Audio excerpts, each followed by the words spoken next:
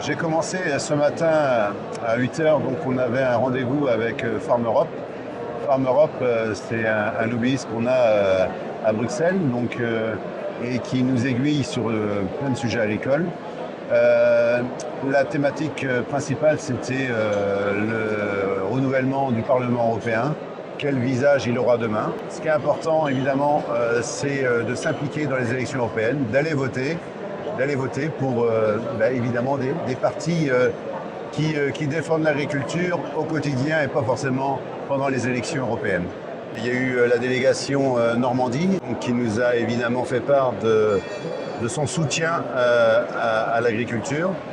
Donc ce qui est important par rapport à une délégation comme celle-ci, c'est de montrer en avant que l'élevage est un facteur essentiel pour les territoires, en l'occurrence en Normandie, évidemment. Donc ce qu'on a besoin, c'est d'avoir une collectivité comme la région qui continue à accompagner évidemment l'élevage dans ses investissements, dans l'accompagnement des jeunes lorsqu'ils s'installent. Et donc c'est gage aussi de réussite et d'avenir pour le territoire. Béatrice Gosselin, donc sénatrice LR.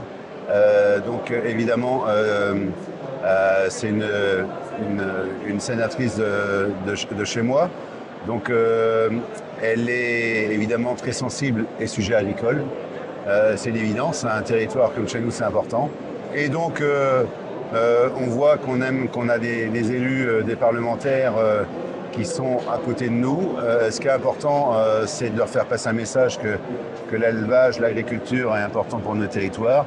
Et évidemment qu'on a besoin de leur soutien pour que la Ferme France soit demain présente et compétitive aussi bien au niveau européen qu'au niveau mondial.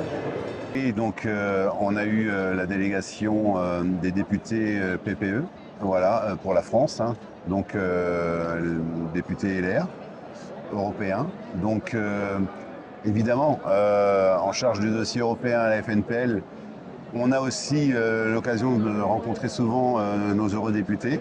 Il faut savoir que au niveau de l'agriculture, au niveau de l'Europe, il y a beaucoup de mesures qui sont prises, hein. Que ce soit la PAC, que ce soit le bien-être animal, que ce soit le carbone, que ce soit l'IED dernièrement, ou évidemment, si on n'arrive pas à avoir des discussions très rapprochées avec nos eurodéputés, on n'arrive pas à faire bouger les lignes. Très brièvement, on a une plaquette, hein. Donc il y a 5-6 thématiques, voilà.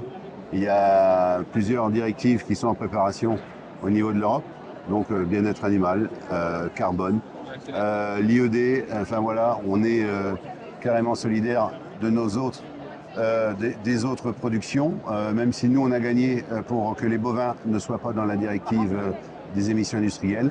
On souhaite qu'il y ait un amendement qui soit déposé pour que les autres filières, que sont l'aviculture et le porc, ne soient pas impactées par cette nouvelle mesure. On a évidemment la PAC, évidemment un sujet très important. Voilà, nous, ce qu'on souhaite, évidemment, nous les éleveurs, c'est que l'herbe soit mieux prise en considération à travers la PAC. Et aussi, ce qui est important aussi, c'est les actifs. Voilà, reconnaître l'ensemble des actifs sur les exploitations. Voilà, parce que le monde de l'élevage nécessite évidemment beaucoup d'actifs. Et donc, la PAC doit prendre en compte les actifs. Après, voilà, il y a tout ce qui est... je l'ai dit, le carbone, voilà. On a une plaquette qui résume bien les nécessités des besoins au niveau de l'Europe que la FNPL demande. Donc on a rencontré l'ambassadrice des États-Unis ce matin aussi. Donc c'était une rencontre intéressante. Il faut savoir que la filière laitière aux États-Unis est en fort développement. Donc on a pu le voir lors du dernier sommet mondial du lait qui avait lieu à Chicago. On a présenté un petit peu notre filière laitière, ses caractéristiques, ses enjeux. Donc voilà, on n'a pas à rougir non plus de notre filière laitière française par rapport à nos voisins outre-Atlantique, hein.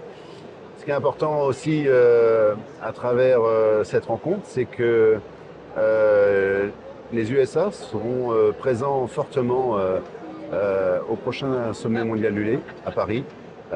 Ils seront même sponsors. Voilà, donc pourquoi ils y voient vraiment un intérêt euh, d'être évidemment un acteur incontournable au niveau de la file.